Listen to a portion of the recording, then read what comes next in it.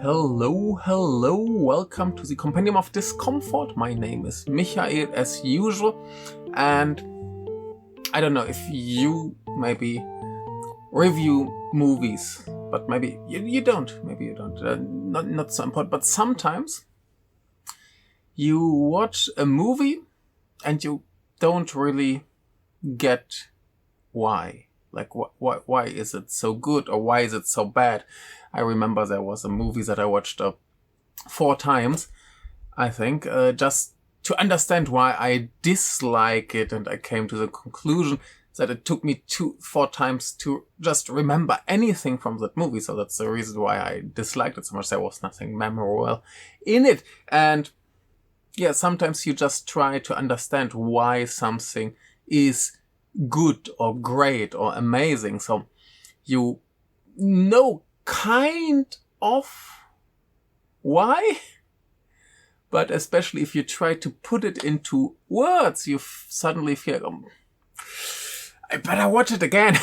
I should give it another try. I still can't really get the idea why. And usually those are very complicated, difficult movies that have many like layers and something here, something here. There's like so much to interpret.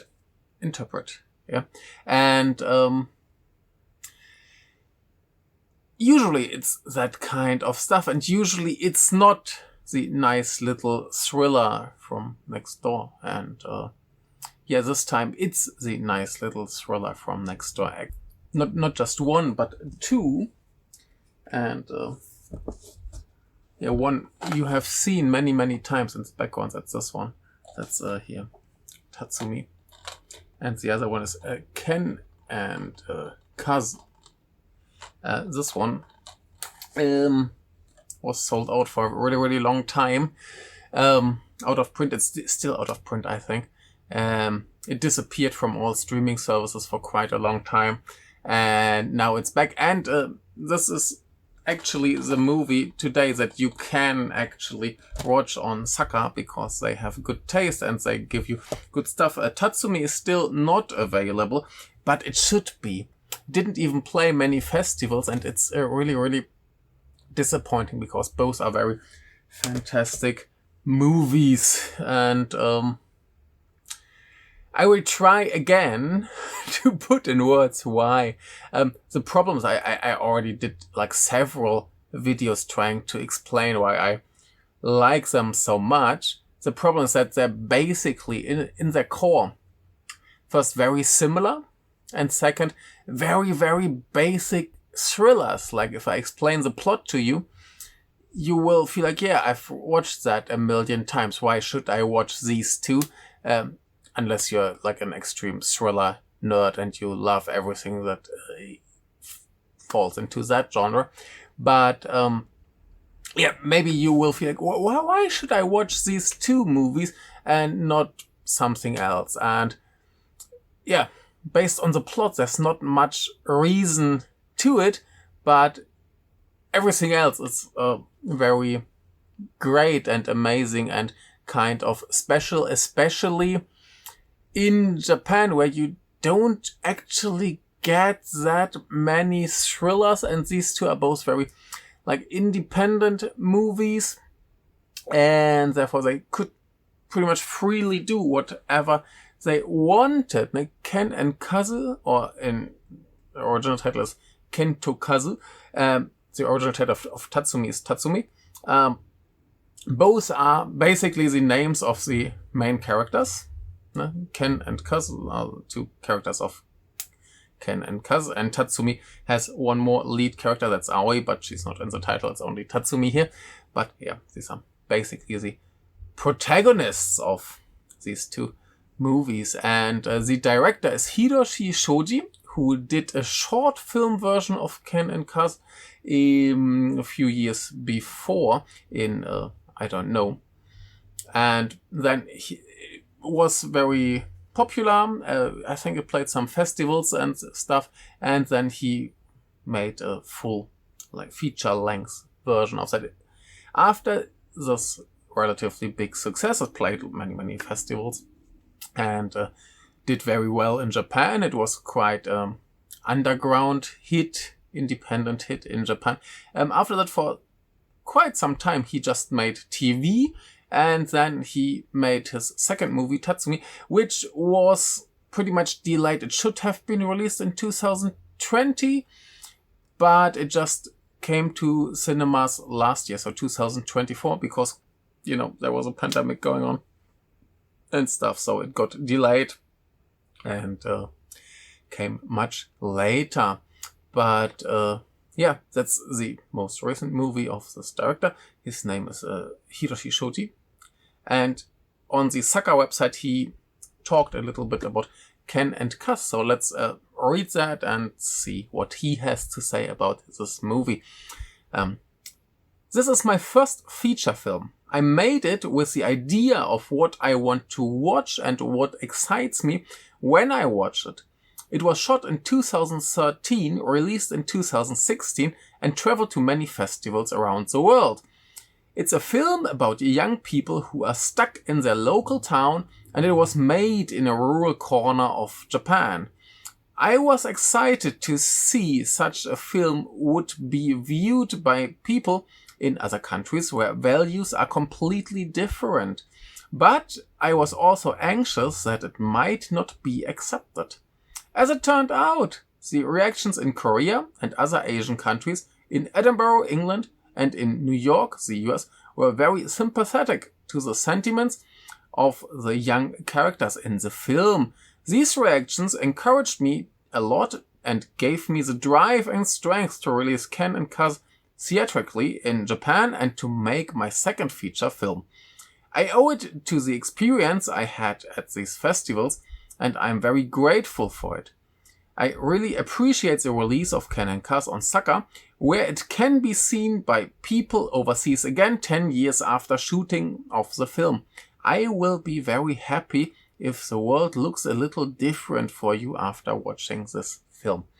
And he says people can watch it there. According to Letterboxd, not many people do that, and you should. It's just before I say anything else, again, it's an amazing movie. And the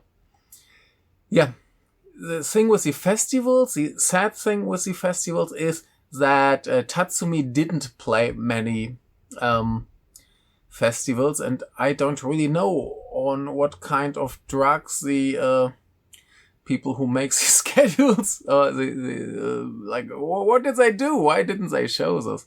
It's a fantastic movie. So if you have any chance to watch Tatsumi, as far as I know, it's just out in Japan. There's a Blu-ray and it's out on streaming. But if you have any chance to watch it, you should. It's really, really good. Let's talk a little bit about the similarities before we talk about the each film. By the way, about the success of the films, I always check the Kinema Junpo, and one of Japan's big film magazines, and they always have a top 10 of each year, or lists are much, much longer. So here, Ken and Kazu was on the 22 of year 2016, and last year, Tatsumi was on 19. So that's pretty good, I would say. Of course, among Japanese movies, not including foreign movies, those are in a separate list. So both were, at least critically, did quite well, and Ken Kaz did pretty well as far as I know.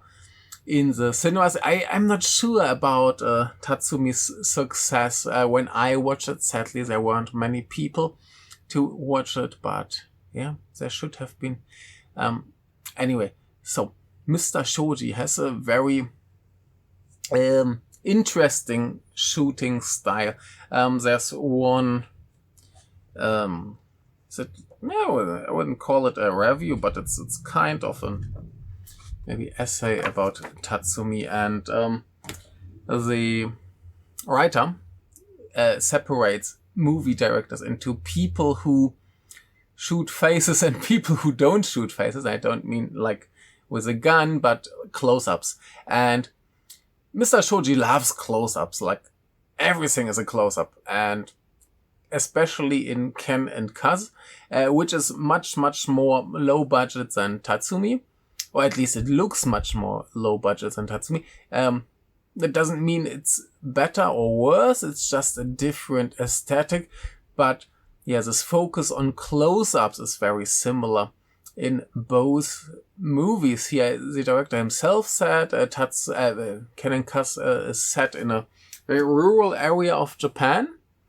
And I feel like you still get a sense of Japan. There's like a scene set in a public bar, and there's very typical places, but especially Tatsumi, they said like it's intentionally very, like the story could play out almost everywhere. So it's not so much focused on Japan. You have more like harbors and car repair shops or junkyards, and so very, very neutral places, and you see more of them than in Ken and Kaz. It's a little bit less focused on the close-ups, but you see a little bit more. It's a more beautiful movie. It's a little bit more polished, but like I said before, that's not better or worse. It's just a different aesthetic. I think it's a little bit more pleasant for the eye, but it gives you less intensity. Yeah, but the main focus is still close-ups, and everything in the background and the foreground is just blurred.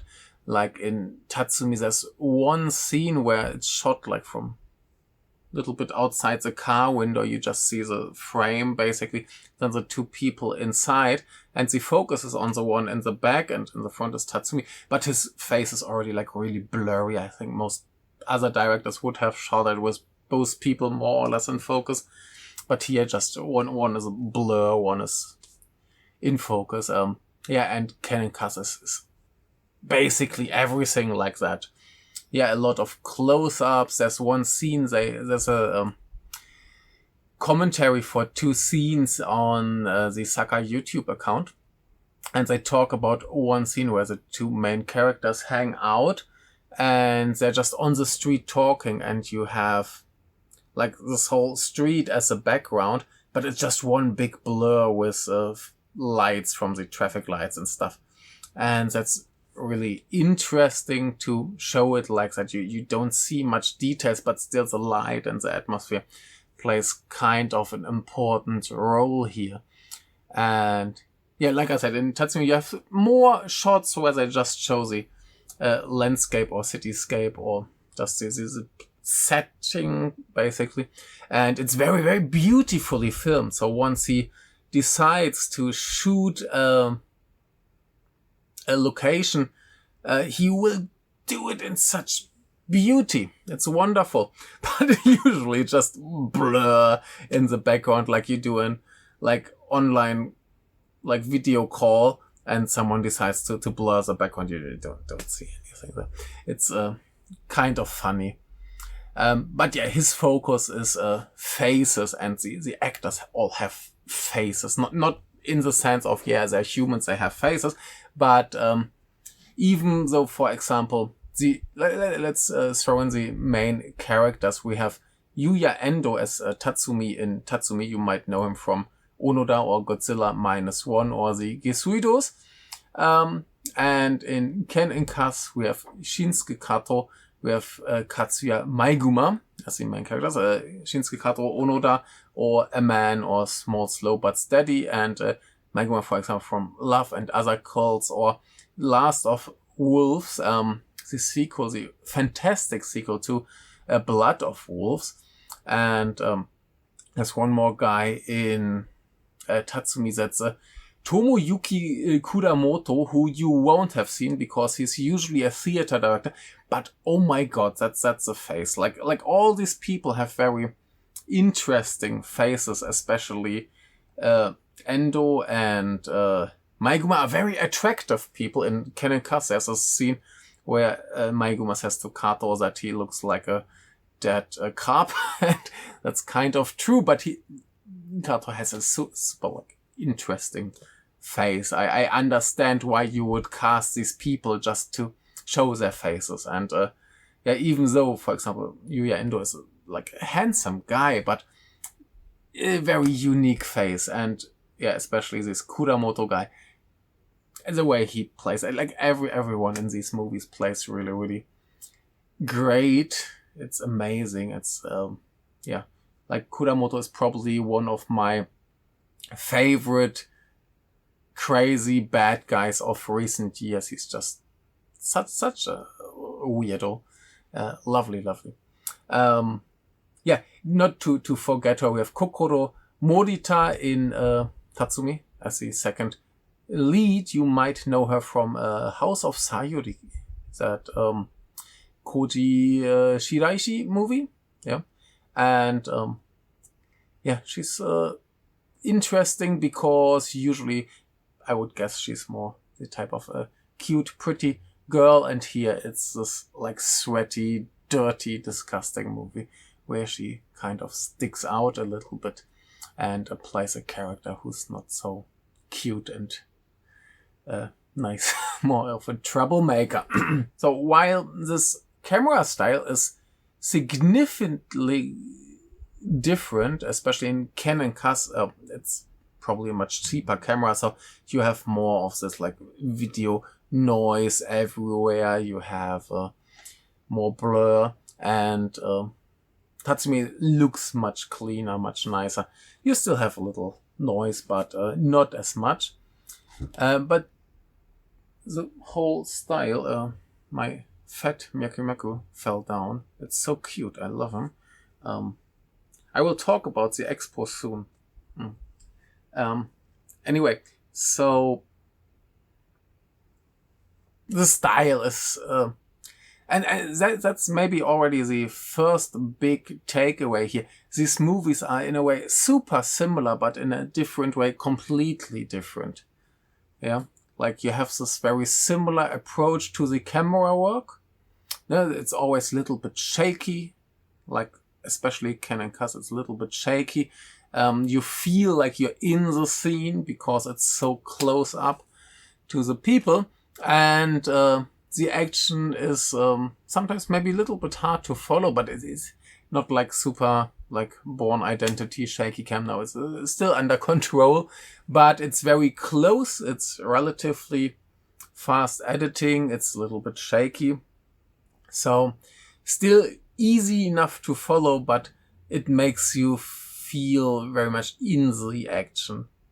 And that keeps going in Tatsumi as well. So that's a thing it's kind of similar and very different. And that's the same with the plot and the characters. So let's talk maybe first about Ken and Kaz. About the two guys here. This is, by the way, a very great example for the visual style here. We have the blurry guy and the one guy in focus. It's pretty much what the whole movie looks like. I remember the movie should have been released on Blu-ray by Third Window Films long time ago. That's when I first heard about it. And suddenly some bigger company seemingly took over the rights and then suddenly decided that it can't be released. And it's a big shame. It should have been released long time ago. Even better that it's available now. Go watch. Anyway, so we have these two guys, like I said, Shinsuke Kato as Ken and Katsuya Maiguma as Kazu. And here we have Ken as the very quiet, grounded car mechanic who's a little bit involved in crime, dealing some drugs.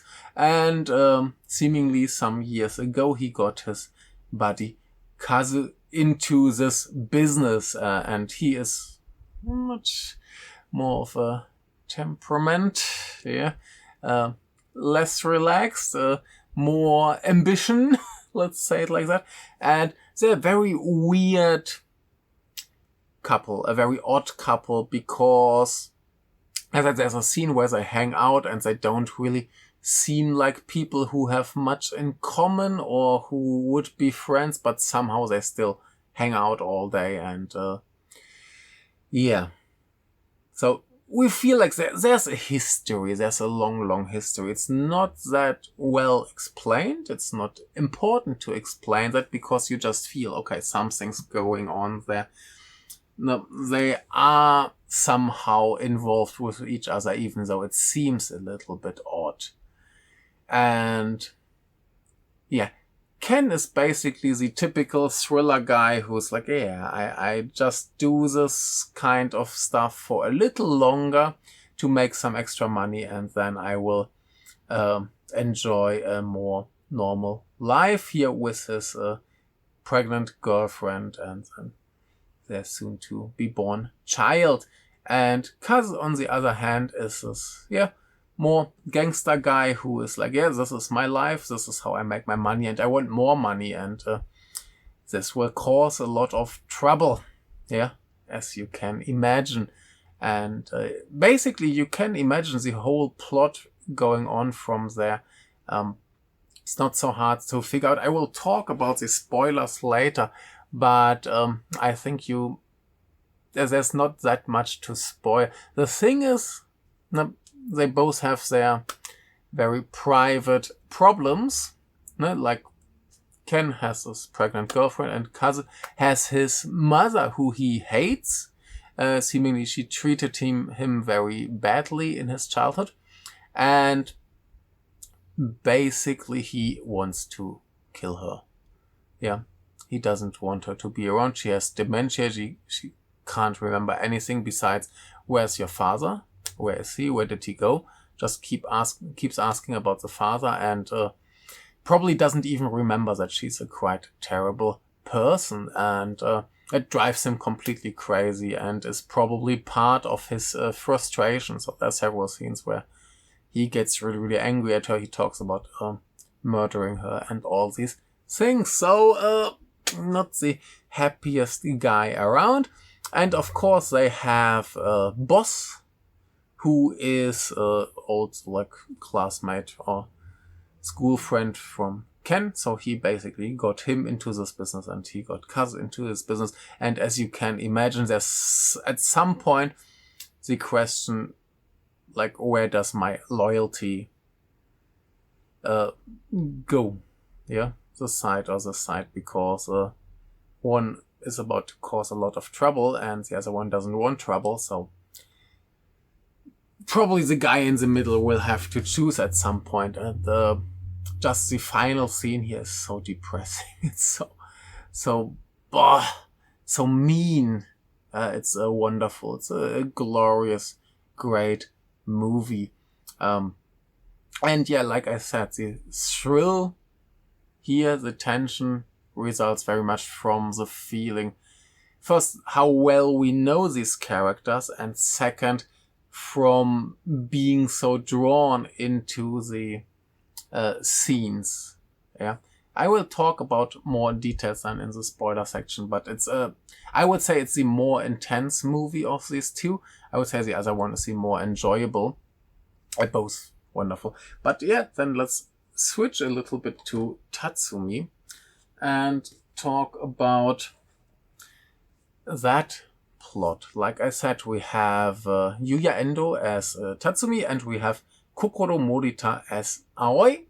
And she has a sister who is his ex-girlfriend.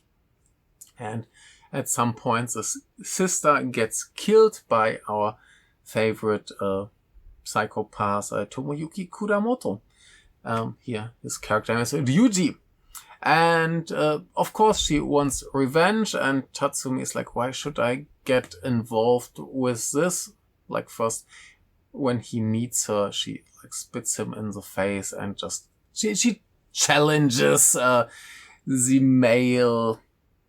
alpha males, basically. So every time she meets someone and she's not very happy with that person, or just feels like, well, she spits him in the face. Someone wrote a review where they said, there's 5 minutes into the movie, she already spit people in the face 4 times, which is pretty much made up.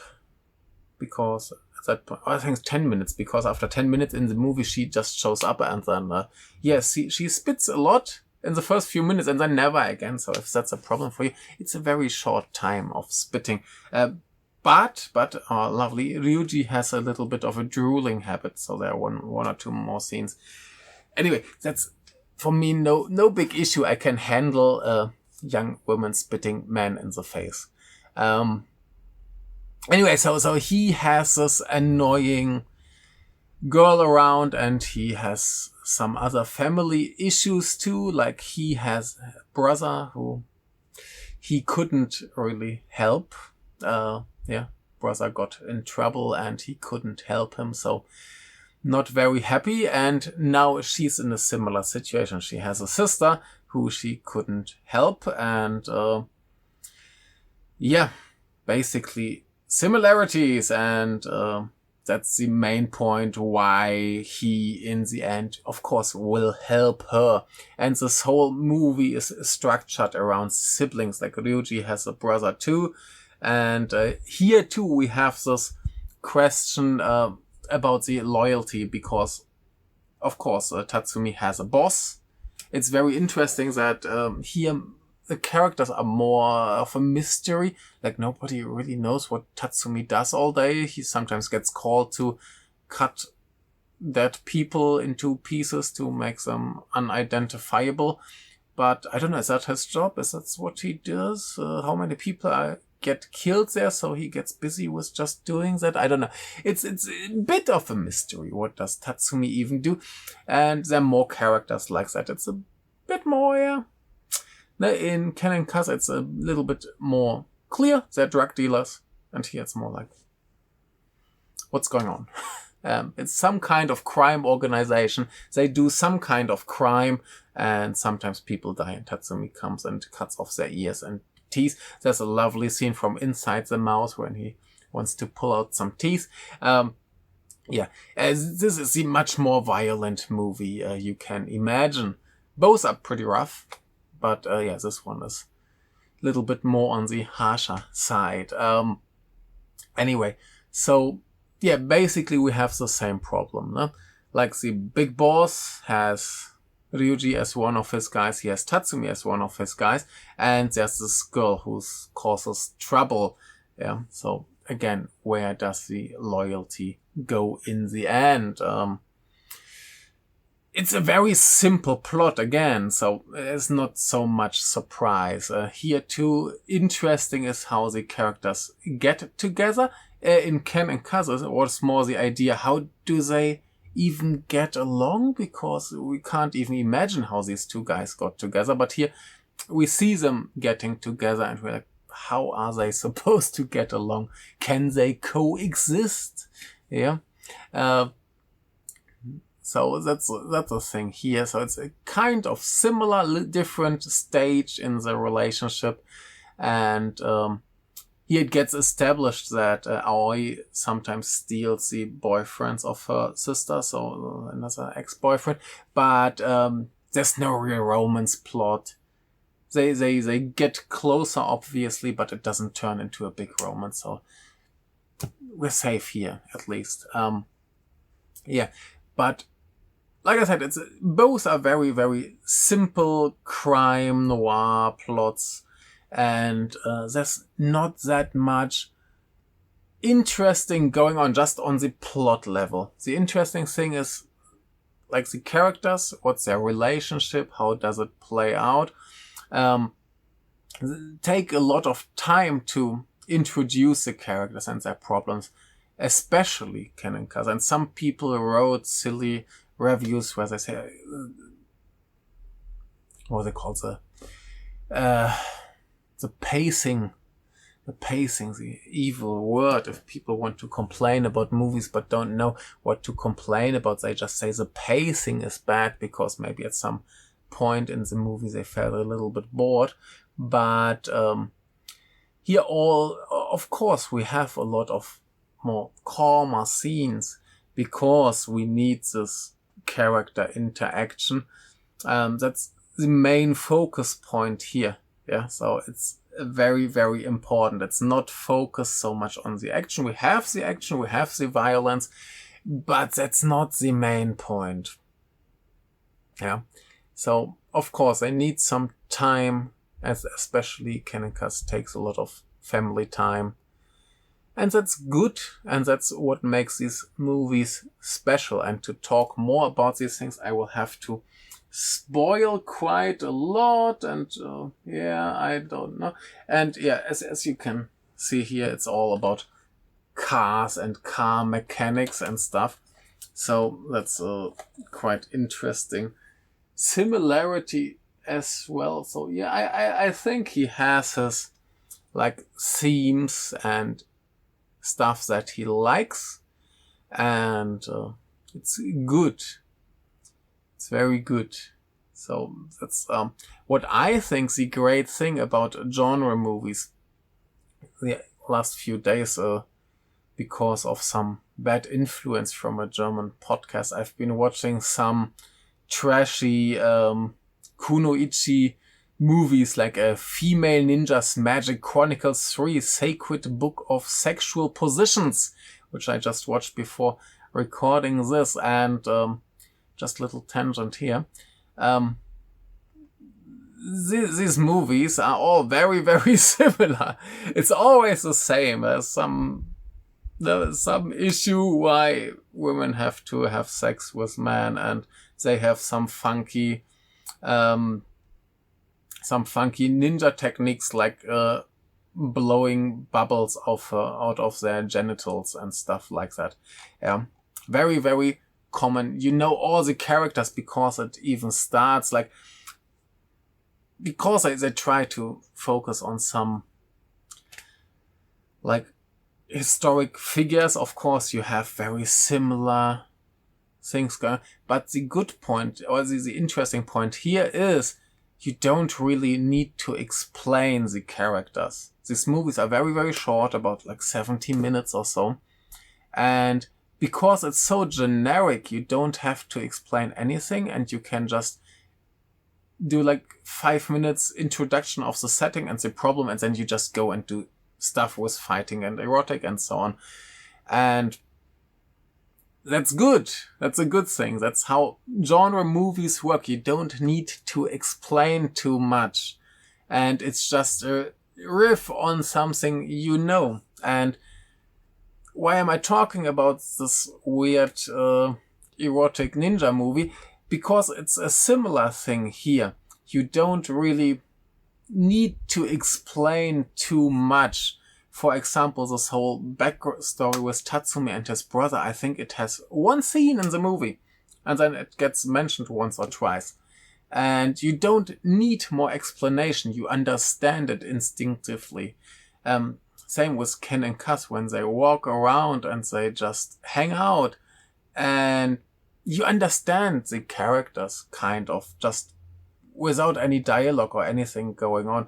And that's the beauty of genre movies, and that's why these movies have the time and the interest in exploring these character dynamics and the psyche and their problems. And it's just a riff on something we know, we've seen a million times, but the execution and what details they focus on makes it interesting. And that's why people shouldn't be like, that's just a silly genre movie. It's unworthy. Yeah. No. That's silly. No, it's very, very good. It's super interesting. It's very well executed. And like I said, these two movies are so similar. They're riffing on the same stuff. The director probably still likes the same movies. He didn't change his taste. And probably a little bit of a thing here is, Ken and Kazu was a big success, so let's do something similar. Wouldn't be surprised if he kind of wanted to satisfy the fans. And that's not a bad thing. That's a really, really good thing. And I'm sure if he makes another movie, maybe it will be something more different. But just to see two interpretations of a very similar plot by the same guy and see them turn out so differently is pretty amazing and pretty great. And just one more thing, I told you how well they performed in the Kinema Jumpo. If we look at IMDb, Ken and Kazu has a 5.2. Are you insane? And Tatsumi has a 6.4. That's crazy. Yeah, and on Letterboxd they don't even have like average ratings. Probably not enough people gave ratings. I don't know. It's sad. So if you have the little money, you can rent or buy it on Sucker, or at least Ken and Kazu, not Tatsumi. Maybe they will get Tatsumi someday. Let's see. I know they love him, so maybe. Anyway, so Ken and Kazu is a great, great movie, and you should watch it. It's there's one super funny review on Letterboxd. Someone wrote, "This is the only modern Japanese film that I would say great." 4 stars. Yeah, that person doesn't like Japanese cinema, I guess, but yeah, it is great. It is fantastic, and you should watch it. And now I will go into a little bit more spoilers. Ken and Kazu first, and then Tatsumi. Like I said, if you have the chance to watch these movies, watch them. They're great. And yeah, let's go into the spoilers. Spoiler. If you don't want spoilers, turn off now. It's okay. You can like, subscribe, turn off. Thank you. Anyway, so Ken and Kazu. Ow! Ken and Kazu. So we have these two guys, a little bit different, like mentally in stage and of their life. One somehow hates his mother but can't really get rid of her. The other one loves his girlfriend and doesn't want to get rid of her. One of them will get rid of that person and the other one won't. You might guess who is who. Yeah, anyway, so that's super interesting because at like any given point of the movie, Kazu's mother will call him and be like, "Where's your father?" And it's so annoying.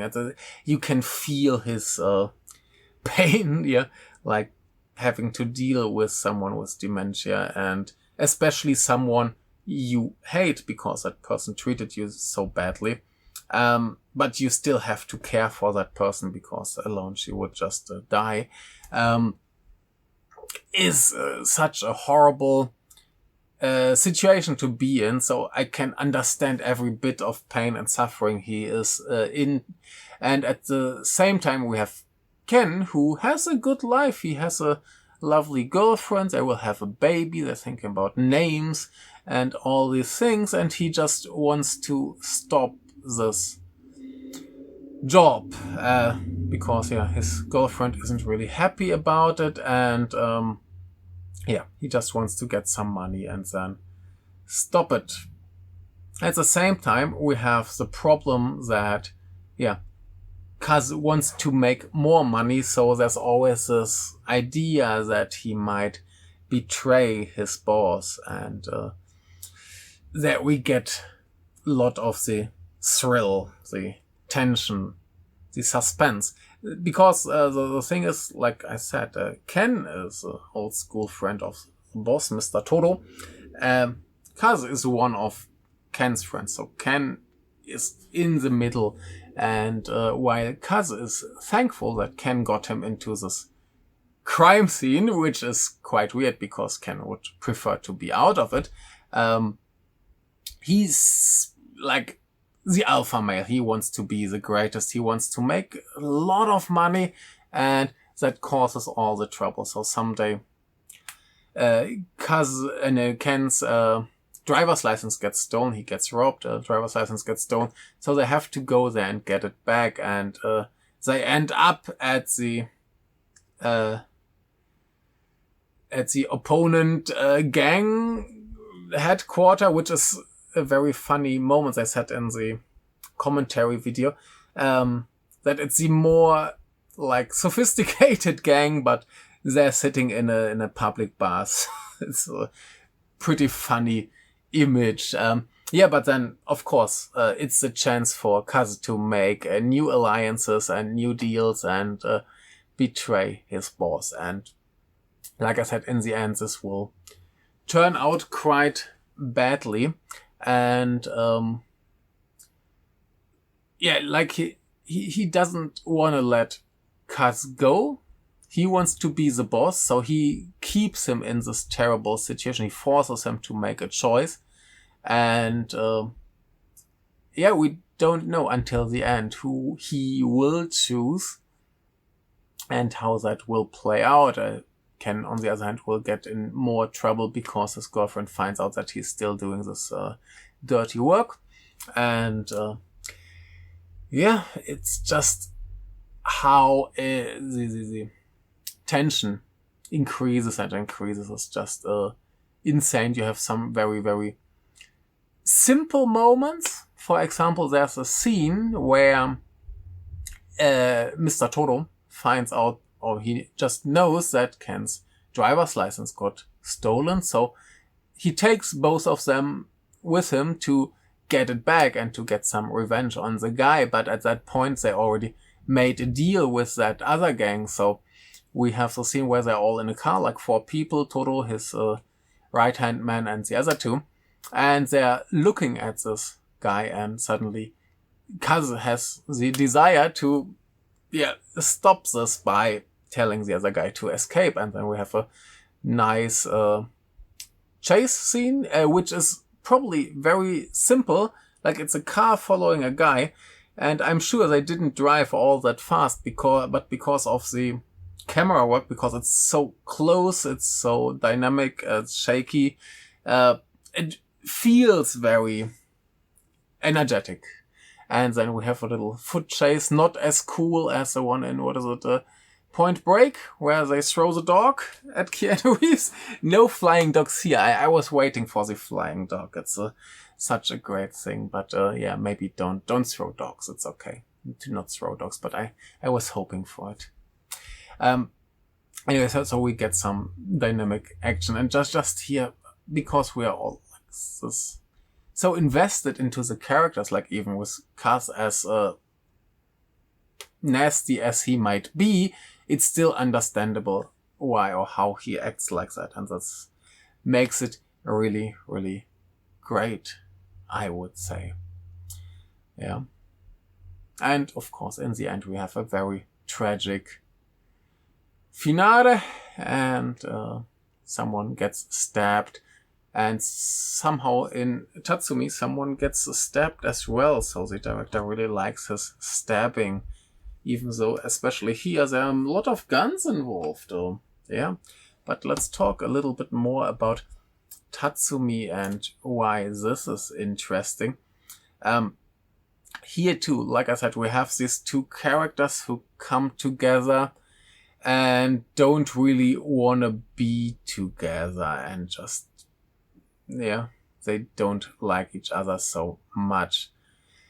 And the more people they meet, because she joins him on one of his corpse disposal jobs, they get to Takenori Goto, who you might know from Dance With Me or Baby Assassins Every Day. A very cool, charismatic dude who's huge. I love him very much. It's this lovely man here. Yeah. In general, I could show you a little bit pictures. So they go there, and she starts a fight with him. Like, basically everywhere she goes, she starts a fight. And that's one of the main things here. Like, why should people help her, even though she just starts fights with everyone?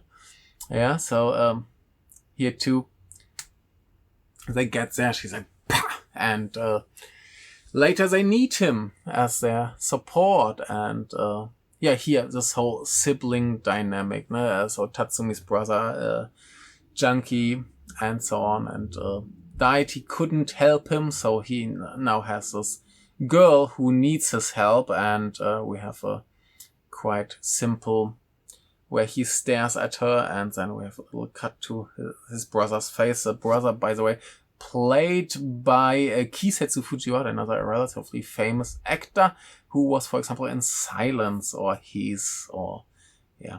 And of course, a very special cameo here, Masayuki Ino, who has like a 2-second scene or so. He's just standing there, and then we see his face once. If you don't know him, he's the legendary hitman Kunioka. Wonderful guy.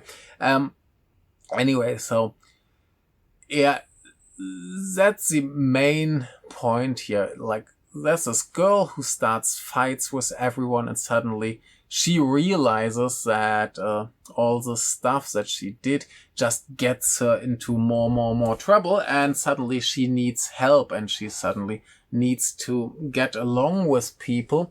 And yeah, the only one who's really interested, because he feels like, oh my god, I couldn't help my brother, now I can help this kid, is Tatsumi. So he does it, and yeah, we get another situation because his boss doesn't really want her to be around because, troublemakers. And the boss is responsible for Mr. Ryuji, who enjoys killing people because he's a very mad man. And yeah, this guy is very much into torturing and killing people. Like, he's very aroused while choking and drooling and stuff. Really disgusting, this whole like face and mannerisms, and it's all just ugh. But wonderful. I love him very much, but he's such a messed up creep. Glorious. Anyway, so yeah, he's on the side of the boss, and the boss again has a very good relation to Tatsumi. So now, similar to Ken and Kazu, where Ken was between these two, here Tatsumi is between these two, like his boss and the girl. And what should he do? Maybe someone gets stabbed in the end. Who knows? Yeah. So here it's more like this complete escalation. Who will help her? Who will help maybe not her? Who's on Ryuji's side? Who is on Tatsumi's side? Another big question of loyalty and friendship. And yeah, here the more driving thing, like I said, is this dynamic between Aoi and Tatsumi. Like, how do they get along? What do they have in common? Like, especially the thing with the sister/ex-girlfriend, of course, gets them together. And yeah, here we have the thing like Tatsumi, after losing his brother, he's already completely messed up. He's basically, yeah, does he even still exist? And yeah, the girl in need, who was supposed to be a male character in the beginning, but they couldn't find an actor, so they took her, and they were like, yep, that's better. Wonderful, good choice. Anyway, so here he basically finds his purpose and his mission to do, and yeah, there's some really nasty stuff going on. I think in the end she just convinces him to help her after killing Ryuji's brother and getting hurt, and then suddenly needing a doctor. And yeah, they just drag her sister's corpse around and stuff. It's such a nasty, dirty, sweaty movie. It's very orange, it's very hot, and everybody's sweaty and dirty. I think one of the actors didn't shower for 3 days or something, they wrote in the pamphlet. So they tried really hard to make it look disgusting. And then you have these shots of nature and buildings and scenery that are so gorgeous, so beautiful, wonderful. So yeah, here again, like I said, the whole plot is not the main point. just how it plays out. Here, I feel like it's less intense than Ken and Kaz, but has more typical thriller scenes, more action, more violence. It's the more cinematic movie, I would say. It's the more gorgeous looking movie. Obviously, the director learned a lot after shooting. The first one probably had a little bit more money. It's still an independent movie. I think he could have done a more professionally financed movie, but yeah, he chose to make an independent movie to have total freedom with everything. A good choice, I would say. And yeah, it's just great. The ending is less horrific than Ken and Kaz. It's less depressing, but still pretty harsh. And yeah, just this whole dynamic. It's a little bit similar, like Tatsumi and Ryuji are not that unsimilar to Ken and Kaz. We have this one more quiet guy who's very professional and does his stuff, and that's all. And then we have the more crazy guy who maybe wants a little bit more power, like Ryuji has a scene where he basically attacks the boss and makes clear that he doesn't necessarily listen to what he says. So they're not so dissimilar. Is it dissimilar to Ken and Kazu? Here they're not just these close friends, but from the start on opposite sides. But yeah, and here of course Tatsumi is the more attractive, in the other one Kazu is the more attractive. But yeah, very, very similar characters, but very kind of similar plot, or at least many plot elements are very similar. We have a lot of family drama. We have this loyalty issue. We have, this question from the boss, like, I want you to kill this person. In Ken and Kaz, it will come up like Ken gets asked to kill Kaz, and in Tatsumi, Tatsumi gets asked to kill her, or at least hand her over. And yeah, it's all very, very similar. Very similar outcome. Great. I love both movies. The more I watch them, the more I like them.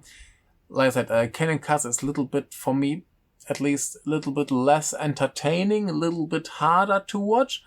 Not a worse movie, just a different style. And Tatsumi is, for me, a little bit more on the enjoyable. I can watch that once, twice, 3 times, 4 times. And I don't really need to be in that mood. Ken and Kaz is much more of a mood film for me. But that's good. That's good. Not every movie needs to be watchable every day of the week. It's okay to have great movies that are great only in specific mental states. Yeah, it's okay. Good, and I think that's all I want to say, and I feel like maybe I'm satisfied with this video. So if you watched it, I was. Thank you very much, and have a lovely day, and don't get stabbed, please.